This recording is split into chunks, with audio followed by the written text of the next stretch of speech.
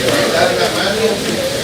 Existe una aportación que mejor, ¿verdad?, para enriquecer el asidero jurídico de cada uno de ustedes.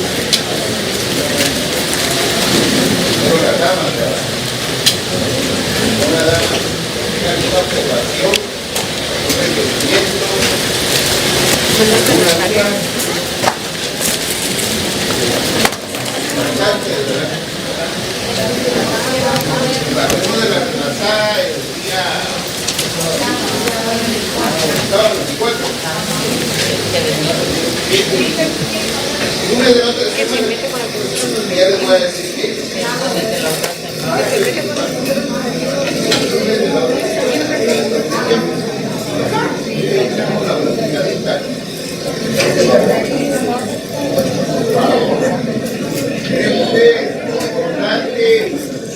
importante notariado hoy en día, las redes sociales y los libros que uno tiene de apoyo prácticamente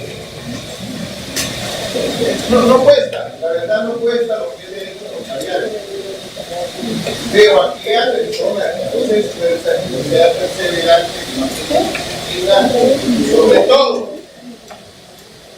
que no sea responsable. Este pobre si le va a costar toda su vida. Máximo si se mete a tener familia, ¿va usted? Entonces, hay que tener mucho cuidado.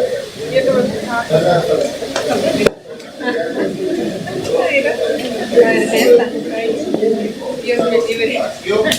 Hay que tener mucho cuidado, ¿verdad? No es que uno sea vanidoso, sino que uno a veces comparte las experiencias para que no le suceda que uno tiene a la cara al prójimo, o cuando uno le agarra cariño a la persona y pueda compartir algo a ustedes. Qué delicado,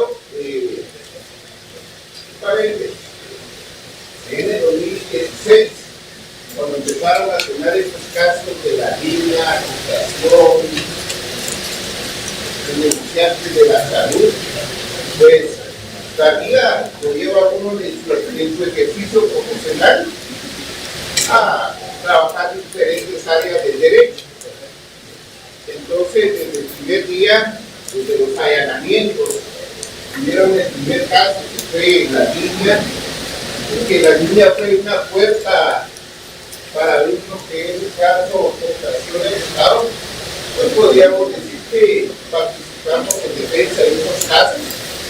¿Y qué mejor que esos casos para graduarse de maestro y no digamos de doctor en Derecho Penal, de conocimiento? Pero también en esos casos uno mira la imprudencia, la negligencia, el desconocimiento del notario en la redacción de instrumentos públicos, el desconocimiento del notario a veces hoy de ir a investigar a diferentes registros. En este caso, registro mercantil, el registro de la propiedad, el registro de la propiedad intelectual y lo demás, para ver si las personas que uno tiene enfrente efectivamente son ellos. Y hoy en día, pues, con el DPI, con la certificación de DPI, una certificación de nacimiento, incluso hay algunas personas, me imagino, que utilizan o han visto el sistema que tiene el Ministerio de Gobernación, o aquel que utilizan en algunas entidades, creo que se llama, hay uno, no sé si aún existe TransJunior, y está otro de Internet. Con eso uno termina de verificar la veracidad, que podría decir en comillas, que si la persona o uno de los interesados es quien dice ser. Pero asimismo,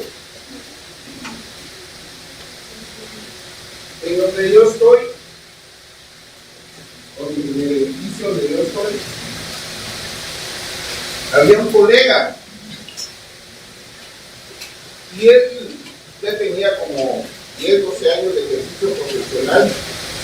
Y un día dice que llegó al banco, me pagaron, llegó al banco y depositó de 1,000 quetzales. Como a los 2 años lo mandaron a llamar y le preguntaron, ¿verdad?, el origen del dinero. Yo soy abogado de servicios profesionales. La factura no es factura. Pero mire usted, tiene más de 5 años de no facturar. ¿Cómo hace para colegio, paga letra de su casa, y paga gasolina y pide la factura por su hijo? Entonces debemos de ser muy cuidadosos también con el dinerito. Impuestos son impuestos ustedes. Y recuerden que hay que tener cuidado más hoy en día con SAT cuando se hace ese fraccionamiento. Cuando uno cobra horarios, dice, pero si paso de 50,000 quetzales tengo que pagar el 7 de ISR. Entonces, mira, son 60, tú vas 2 facturas de 30. Hay que tener mucho cuidado. Impuestos son impuestos. Como dice la figura, lo que ustedes también se lo digo, ¿verdad? Lo que es el César, es el César. Punto de aparte. Bueno, conclusión. Hay que ser responsables. Hay que ser perseverantes. Hay que ser disciplinados. Como les digo, hoy en día, pues prácticamente todo está en los libros. Lo que tenemos que tener es conciencia, responsabilidad, para poder dedicarnos cada día de preferencia para agarrar ese hábito de lectura. Y debemos de leer. Más ustedes que están próximos a un examen profesional. Una cosa es cerrar, otra cosa son los exámenes profesionales. Y miren ustedes lo más difícil, cuando uno tiene cartón, ¿quién le da trabajo a uno? Pero nuestra profesión es muy bendecida, porque aunque sea para maestros, lo contratan a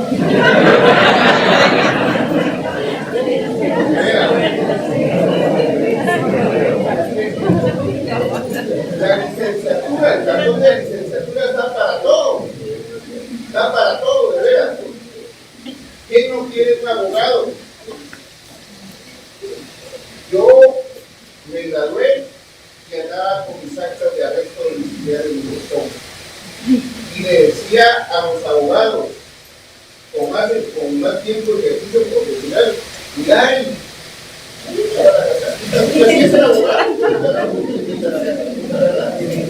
Y trabajás el pago penal, no de vez en cuando, pero ¿qué haces cuando te llaman de noche, un accidente de tránsito o algo? No, mira, yo los evito, mira, si no me nombras, hagamos lo siguiente, vamos 30, 70, hay unos que sí, otros 40, 60, pero ya es algo. Y un acta de arresto domiciliario no debe sacar chispa para ir a sacarlo de la estación de la policía, y el dinero fijo ustedes. Cobra ahí el acta de arresto domiciliario, cobra la primera declaración. Y así uno va haciendo su clientela poco a poco. Bueno, punto de aparte. Hablamos como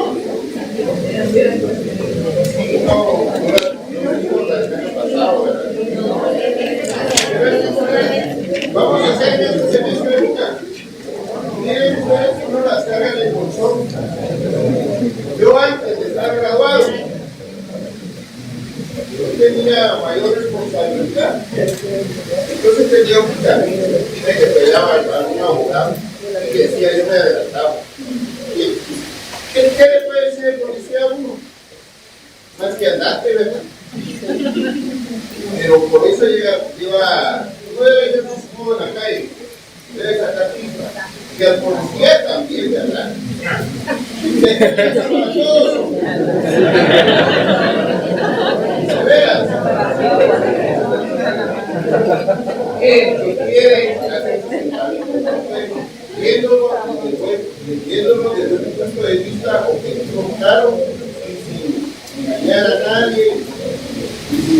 Bueno,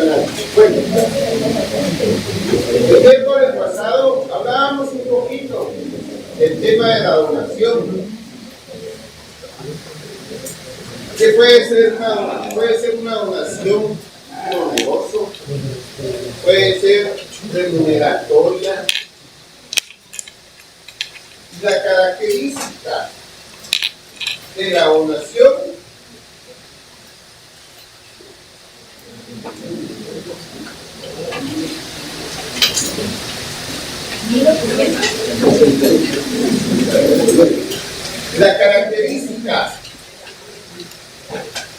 o una de las características de esta donación es que es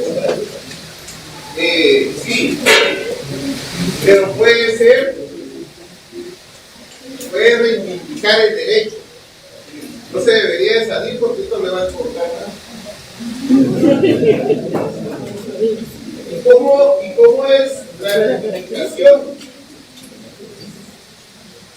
Porque el código 69 provocación, usted que tiene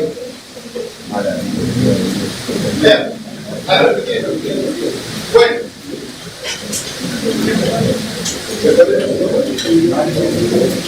yo le doy a Mario a título oneroso.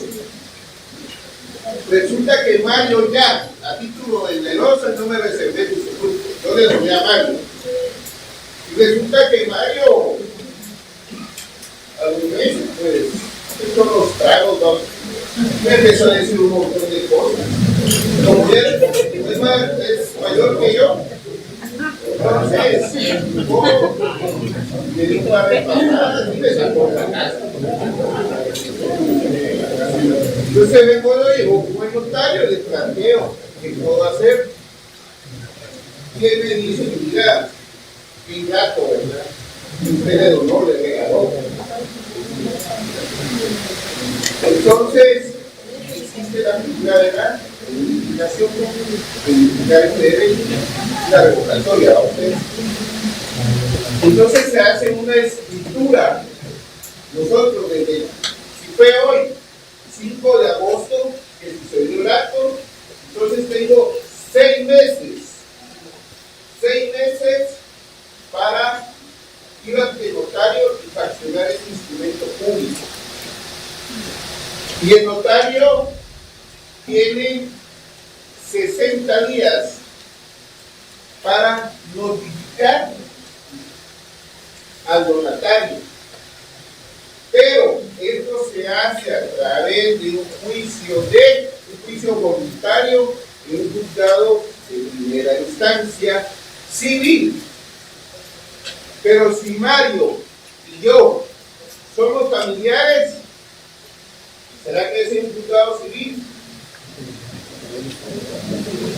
Bueno, entonces, como es un juicio voluntario, el juez recibe el escrito de petición al cual adjunto la escritura de la revocatoria de la donación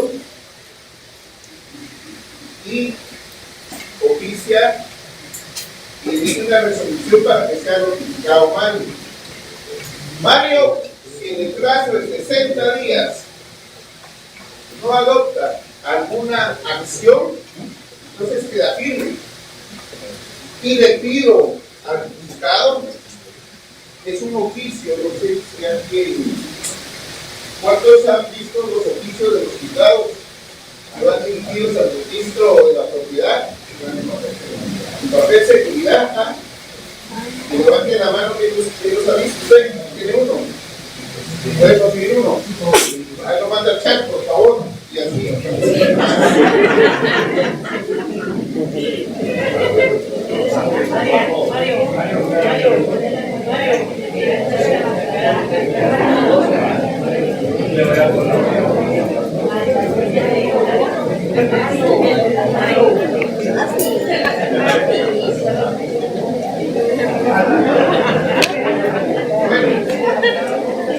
Eso es para que tengamos conocimiento de eso. propiedad y atribuido al registro general de la propiedad. Porque existe mucho notario que no tiene el conocimiento, hace la escritura y la presenta al registro general de la propiedad y se la rechaza. Se la rechaza. Tiene la resolución del juzgado, presenta la escritura con la resolución del juzgado y se la rechaza. Porque hace falta este oficio que el juzgado emite o ha dirigido al registro general de la propiedad. Bueno, ese es el procedimiento de la elaboración que habíamos hablado el día miércoles. Punto y aparte. ¿Alguna observación, alguna duda? Por favor. En el caso de que, en ese caso hipotético que usted está planteando, si fueran elecciones, no sería llevado a juzgado de paz penal. Estamos hablando del ámbito notarial. El ámbito notarial para la construcción. Ahora las lesiones, digamos, como una elección. a esa es la acción penal. Ah, sí, claro que sí, claro que sí. Es un tipo penal de acción. Se presenta la denuncia, y si llega a la policía, toma el parte policial. ¿Cuántos días tienen el Ministerio Público para la denuncia? Vea, no se ha dicho ¿cuántos días tiene? 20 días. 20 días. Si hay orden de aprehensión y lo agarran, ¿cuánto tiempo tiene para ponerlo a disposición de? ¿Qué hay que ver? 6 horas, igual. 6 horas. ¿Y cuánto tiempo lo tiene que escuchar el juez? 10, 24 horas. Y después, si le dicta otro el procesamiento y le dicta prisión preventiva, ¿cuánto tiempo tiene que ser un tiempo para vigilar? No. ¿Le digo 3 meses? 3 meses. Si le da una vez. Lo que se conoce como medida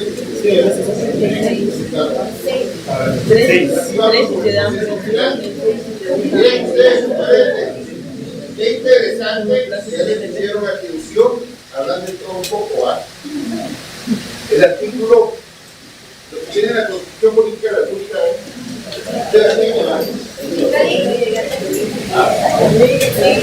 hablando un poquito de comenzar a pegarnos.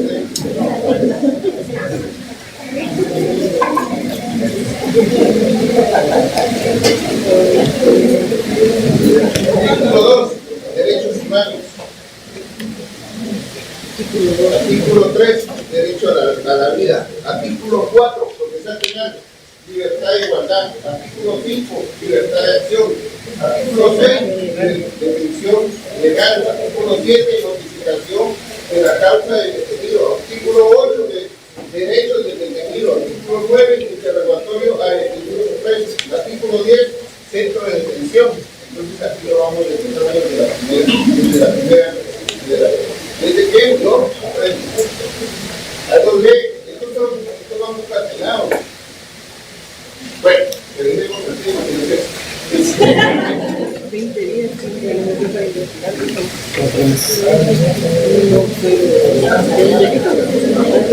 Casi 20 días.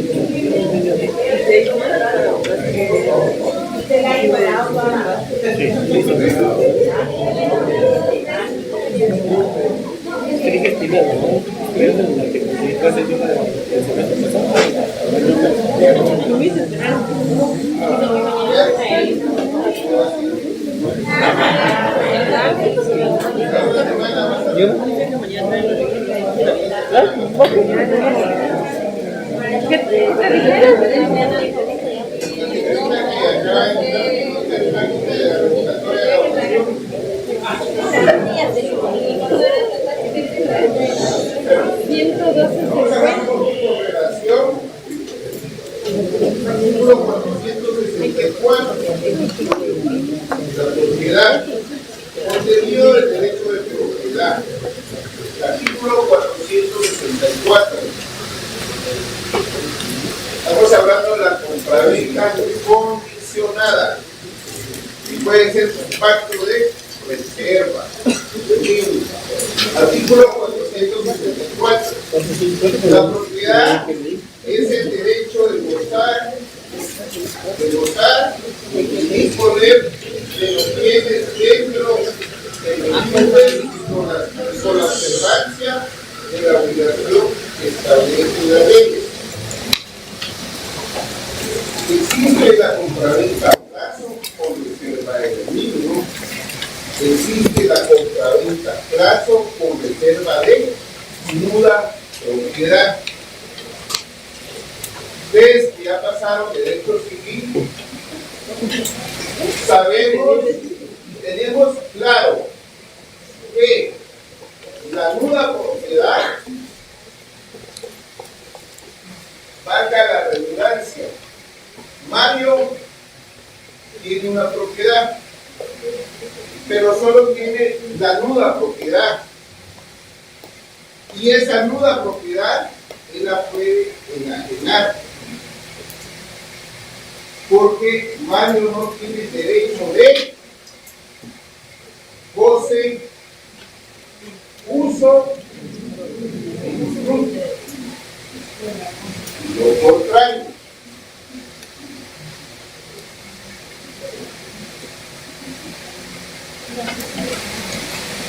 Lo contrario al usufructo. La persona tiene el derecho de uso, goce y disfrute, pero no tiene la propiedad. Entonces él, el que tiene el usufructo, puede dar en arrendamiento.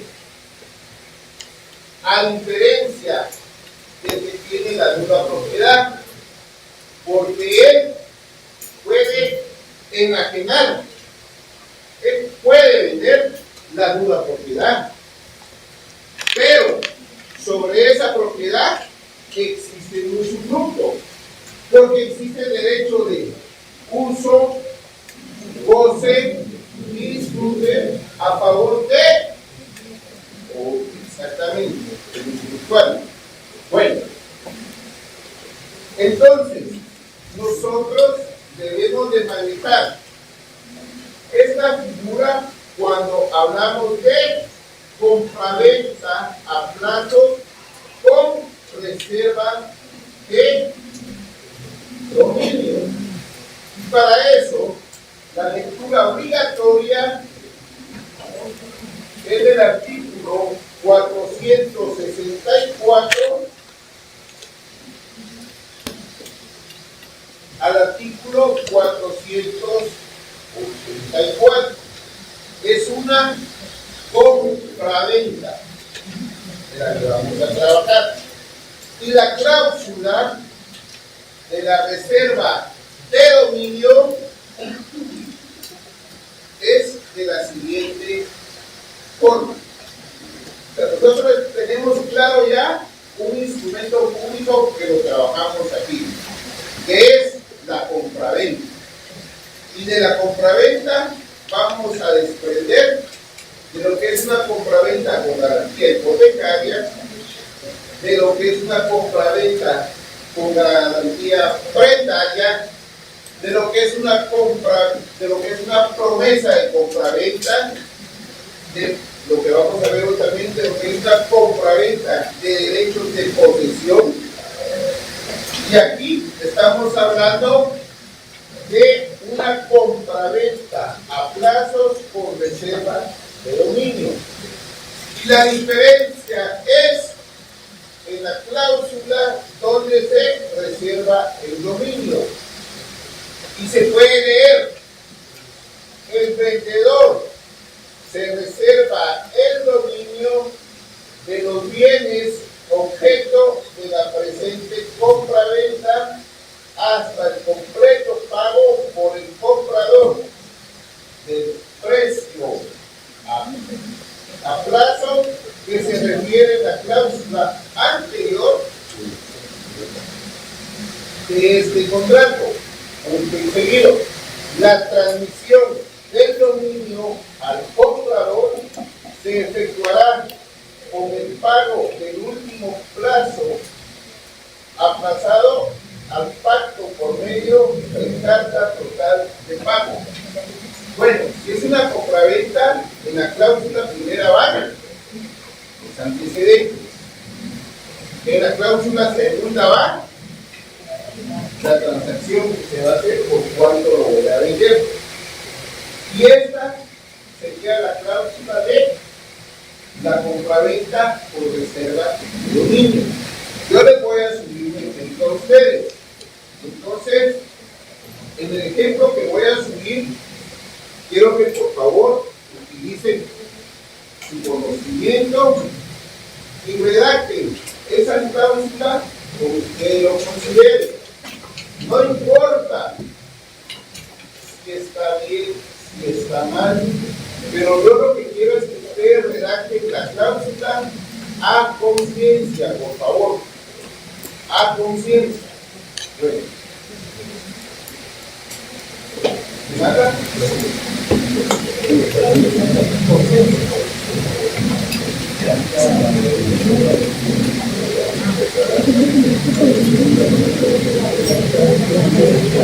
Vamos a hablar un poquito de algunos aspectos nuevamente de la compraventa, porque la compraventa es nuestro conocimiento técnico para los clientes. Artículo 1790. Usted tiene que leer todo el título de la compraventa, los derechos y las obligaciones de una compraventa. Hablamos el día miércoles de una promesa de compraventa. Hablamos en esa promesa de compraventa de las arras, porque siempre hay que señalar las arras. Y si no hay arras, usted tiene que poner que en el presente instrumento público las arras no será objeto de pago, de análisis, de condición, lo que usted considere, ¿verdad? Pero entre más grandes las arras, hay que uno como notario para jugar, para cobrar los servicios que también. La capitalina. Artículo 1790. Con el contrato de compraventa, el vendedor transfiere la propiedad de una cosa y se compromete a entregarla, y el comprador se obliga a pagar el precio en dinero. Bueno, hemos hablado un poco de los valores. Vamos a terminar de completar algunas obligaciones previas y algunas obligaciones posteriores de la compraventa. Hablamos que existen diferentes tipos de valor. Está el valor registral, con el cual está inscrito en el Registro General de la Propiedad. Está el valor fiscal, con el cual está inscrito en el CARI. Está el valor catastral, el cual está inscrito en la municipalidad. Está el valor bancario, y cuando yo quiero comprar un inmueble, entre los requisitos que le da el banco, aquellos que ya han pasado eso, están pedirle los servicios, contratar los servicios y pagar de un evaluador, y que este evaluador esté autorizado por el Ministerio de Finanzas Públicas. Hay un departamento específico. ¿Cómo se llama? No, ¿cómo se llama el departamento?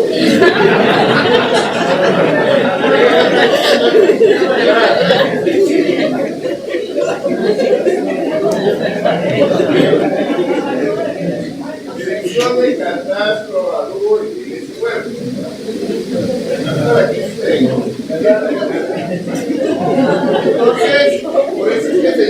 un valor bancario, porque entre los requisitos que le da el banco, le da un formulario y vaya, y aquí están los evaluadores con quien usted puede contactar y le paga la renta. Pero, eso es aquí, también está el valor en libros, en una entidad. Que levante la mano, ¿quién es contador aquí? Para que me ayude. Abajo. Es un activo. En su momento, cuando se compró, valía $1 millón. Se compró en el 2010. Se va a vender en el 2024. Enfrente de una autopista del centro comercial de la iglesia. Ahora se va a vender por 5 millones. Esa diferencia de 4 millones, ¿qué impuesto pagamos?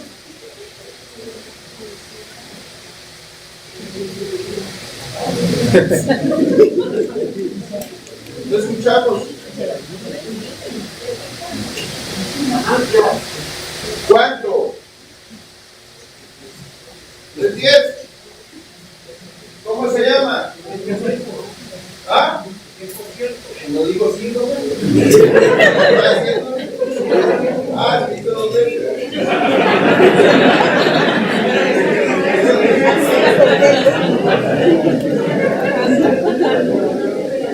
10% ganancia a capital. Así es. Excelente. Estamos hablando de la compraventa, ¿verdad? No es que uno sea mañoso, no, es porque la experiencia uno le ha enseñado la calle a la entonces viene la persona y dice 5 millones, se va a disparar. Uno lo fracciona, con compraventa de derechos de llave, con compraventa de mejoras. Hay quienes tienen el hábito de pagaré, hagamos el margen que yo te presto y de pagar, que ahí está, pero no, es una simulación, hay precio, no. Hay quienes dicen, hagamos un contrato de arrendamiento, documento privado, ¿verdad? Hace 5 años atrás, y está funcionando los 5 años de arrendamiento. Pero el arrendamiento también es un impuesto, ¿verdad? Entonces habría que ver qué impuesto. La persona que está allá atrás me apoyó. ¿Cuál es el fundamento?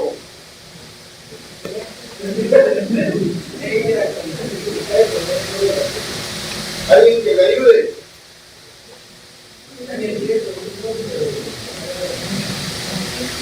Qué interesante lo que él acaba de decir. Un decreto, por favor apunte. El decreto 4-2010 y el decreto 4-2012 y el 4-2012, ¿así es? 10. Hablo del año 2012, el 4 y el 10, son importantes, por favor. Máximo de este curso que es notariado 4. Lo imprimen y lo andan cargando, por favor. Bueno, entonces ya hablamos de los precios, ¿verdad?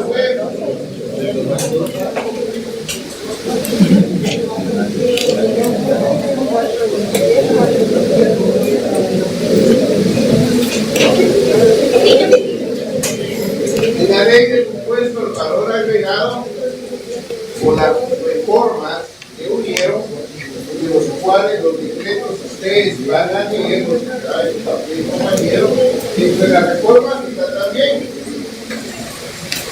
que está exento de impuesto cuando uno compra una vivienda que no tenga más de 80 metros cuadrados, que su precio no supere los 250,000 quetzales, ¿verdad? Eso lo debemos de tener claro. Y cuando es un terreno, alguien que levante la mano, ¿cuánto? 120 metros cuadrados. ¿Y el precio? No va a ser 2. 220,000 quetzales, ¿verdad? Artículo 7, numeral 12, de la ley del impuesto al valor agregado. Estamos hablando de las obligaciones, ¿no? Previas y posteriores de una compraventa. Pero para acreditar eso, la persona, el notario, que no manda a la persona sin ningún juego en las correas, ¿verdad? Tiene que ir a la dirección. ¿Cómo se hace? Manda un correo a la dirección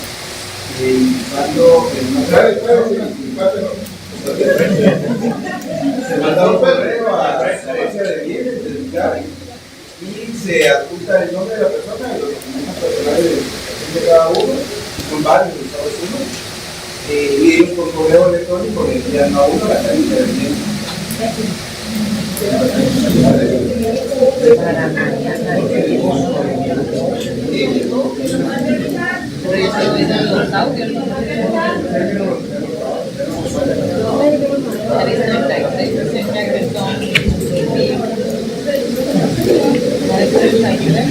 El artículo 57 de la ley impuesta al valor agregado, en el párrafo sexto, se puede leer que cuando es una inmobiliaria la que le está enajenando a uno, la inmobiliaria le emite factura. Le emite factura a uno, entonces ahí está pagado el impuesto.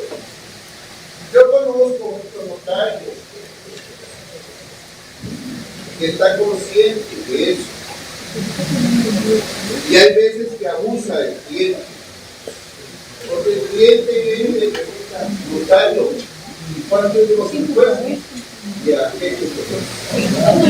todos los ojos,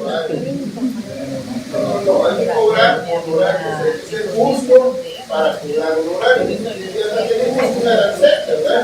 Están en el 314, por el artículo 109. ¿Verdad? Entonces hay que tener claro eso. Cuando es una primera venta, sabemos, ¿verdad? 12%, porque es primera venta. Donación, 12%. Permuta, si es la primera vez que se va a permutar, 12%. Pero se va a permutar una segunda vez, entre fiscal.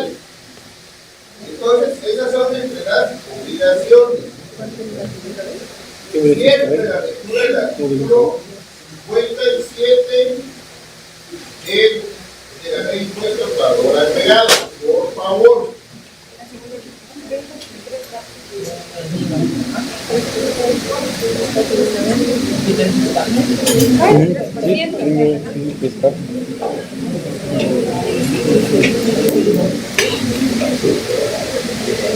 $3.50, pongamos $3.50. Entonces son 114 millones. En 2012 está el fundamento que usted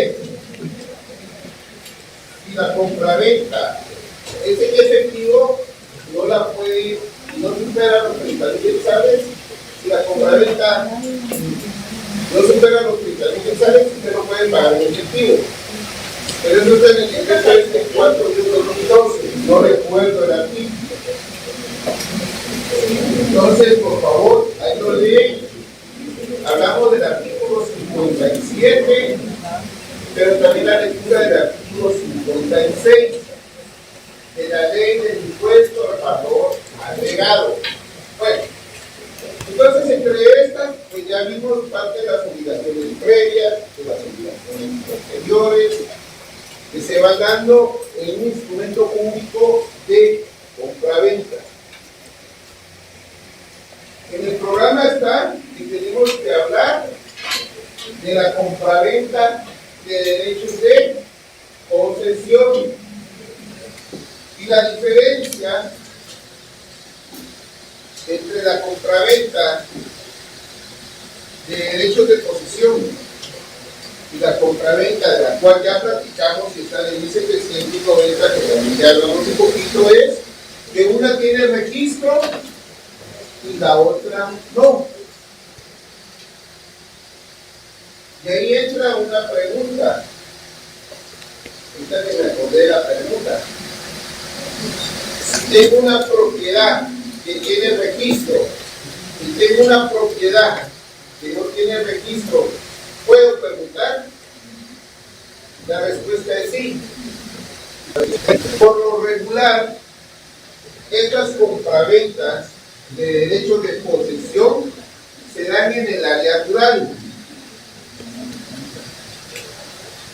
Y debe haber leído las leyes del registro de información catastral, la ley de titulación supletoria y el capítulo de la compraventa. De eso hay obligaciones previas y obligaciones posteriores. Sabemos, la hemos tenido en posesión en forma pacífica, continua y de buena fe, y que el título, tenemos un justo título, entonces podemos iniciar las diligencias de titulación supletoria. Creo que hay un algo administrativo ahí en esa ley del registro de información catastral. Bueno, la cosa es que la compraventa de derechos de posesión, al igual que la compraventa de inmueble que tiene registro, tienen las mismas obligaciones previas y las mismas obligaciones posteriores. Porque, por lo regular, en el área rural, la persona que tiene derechos de posesión ha dado el aviso a la municipalidad. Y por lo regular, hoy en día, año 2024, la mayoría de compraventa de derechos de posesión se han autorizado o fraccionado en hojas de protocolo. Antes había unos que lo hacían en documentos firmados, había unos que lo hacían en acta notarial. Pero ¿qué pasa? Cuando al pobre le robaban esa acta, se le extraviaba, se enojaba, entonces se perdía esa continuidad del justo título.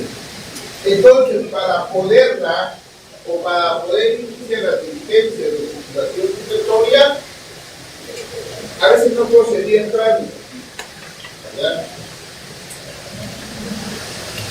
No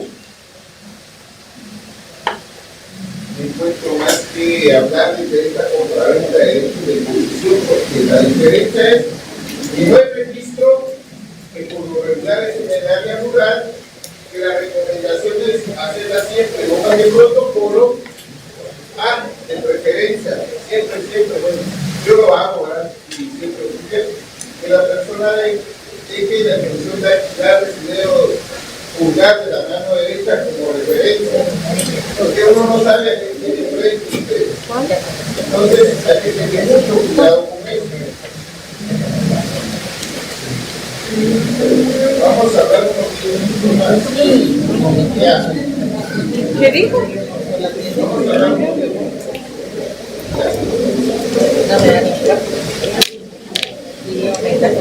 Artículo 752 de la servidumbre. Concepto: servidumbre es el gravamen impuesto sobre un predio para uso de otro predio, del distinto dueño o para utilidad pública o comunal. Sin embargo, el propietario de dos fincas puede gravar una de ellas con servidumbre en beneficio de la otra. El inmueble a cuyo favor está constituida la servidumbre se llama predio dominante. El que la sufre, predio sirviente. Entonces, podemos hablar o podemos decir que para el usufructo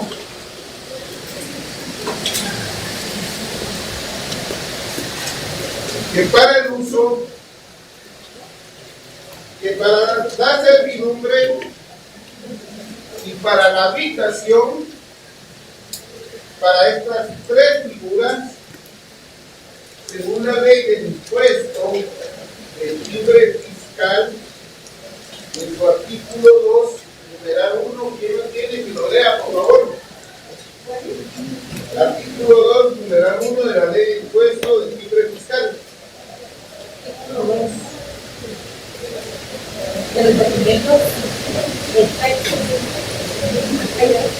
Artículo 2 de los documentos efectos. Y están en efecto los documentos que contengan los datos de contratos siguientes: los contratos civiles y mercantiles. 2. Los documentos otorgados en el extranjero que hayan de surtir efectos en el país en tiempo de ser protocolizados, de presentarse ante cualquier autoridad o de ser citados en cualquier acto notarial. 3. Los documentos públicos o privados cuya finalidad sea la comprobación del pago con bienes que suman de dinero. 4. Los comprobantes de pago emitidos por las aseguradoras o afianzadoras por concepto de primas pagadas o pagadas de fianzas correspondientes a pólizas de toda clase de seguro o de fianza. 5. De los comprobantes o pagos de premios de loterías, rifas o sorteos practicados por entidades privadas y públicas. 6. Recibos o comprobantes de pago y de retiro de fondos de las empresas o negocios para gastos personales del propietario o por viáticos no comprobables. 7. Los documentos que acreditan condiciones que pague el Estado por recaudación de impuestos, compras de precios fiscales y cualquier otra comisión que establezca la ley. Ahí. Bueno. Por favor, lectura obligatoria. El artículo 752,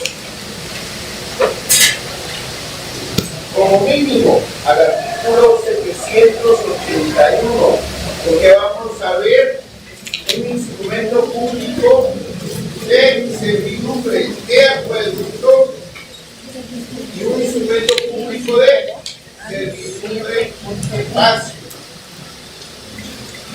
Entre las obligaciones serias a este instrumento está la capacidad legal de los comparecientes,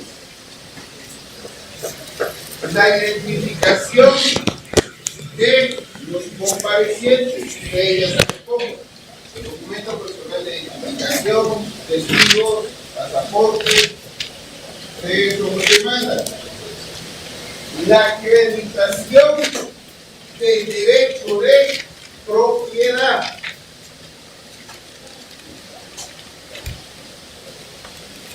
Entre las obligaciones posteriores está la de extender el testimonio al registro general de la propiedad para su debida inscripción. La excepción es cuando son derechos de posesión. Entre esas obligaciones posteriores está la de remitir el testimonio especial, la de pagar los impuestos, lógico, vamos a ver lo más importante, cobrar los honorarios. Debemos de tener claro el concepto que entre las características de la servidumbre está la inseparabilidad, que es accesoria, que es perpetua, entre la clasificación, según el artículo 754, nos da la clasificación.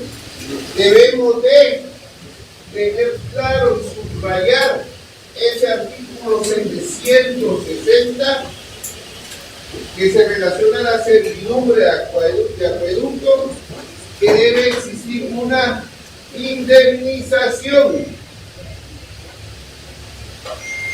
La indemnización es fundamental.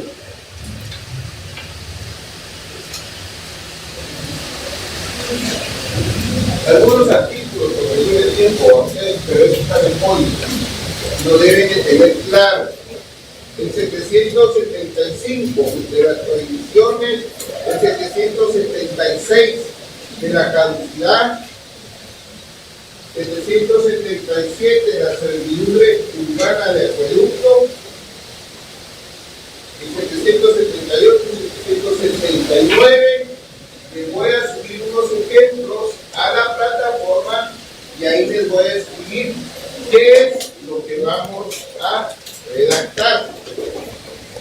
Para el día miércoles, como mínimo traigan 3 hojas tamaño oficio blancas. Vamos a redactar al mismo, por favor. Pasen buenas noches.